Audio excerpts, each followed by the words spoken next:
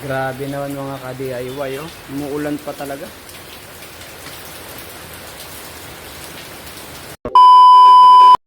So yan, good morning mga ka-DIY.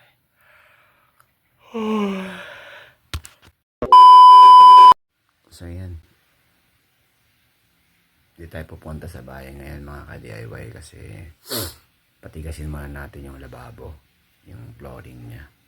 So hindi naman tayo sa Oscaris.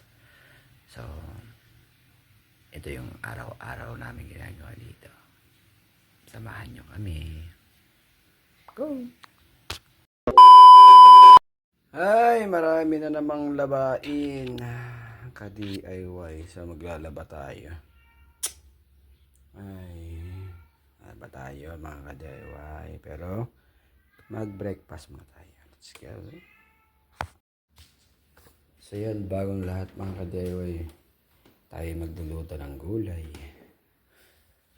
Ay, ano kaya ang lutuin natin? Ay, itlog. Or ano? Ka-DIY, magluluto na tayo ng umagahan natin. Siyempre ang kinuha nating ulam ay ang itlog mga ka-DIY. Pero nagluto muna tayo dun sa kawali ng tinapay mga ka-DIY. Nung naluto na yung tinapay mga ka-DIY na yan, kumain na kami at nagluto na rin ako ng itlog mga ka-DIY. Pero mga ka-DIY, saglit lang naman kami kumain kasi nga umagahan lang naman namin. Wala kaming rice na kinakain sa umaga, tinapay lang at itlog. Grabe naman mga ka-DIY, oh. Umuulan pa talaga.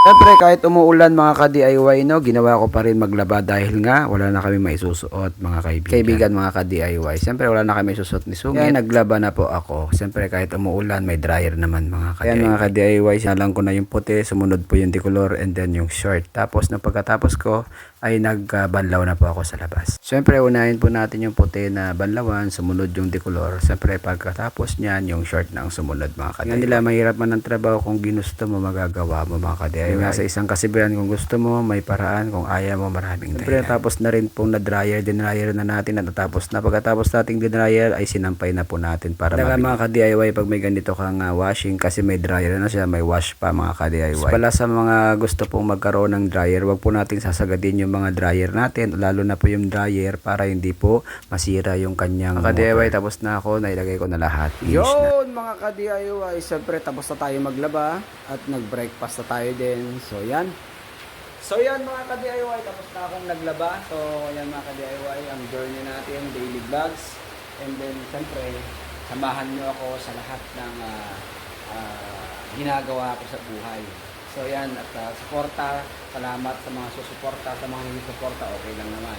Sa mga mag-skip ng mga video ko, okay lang po, maintindihan ko kayo.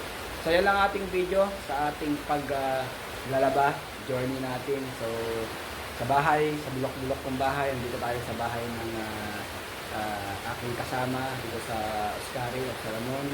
So yan lang, pagod na naman si ka-DIY. So, dito lang ating video mga ka-DIY. Thank you for watching. And then, dyan sa caption ng video natin, meron po tayong binibenta dyan.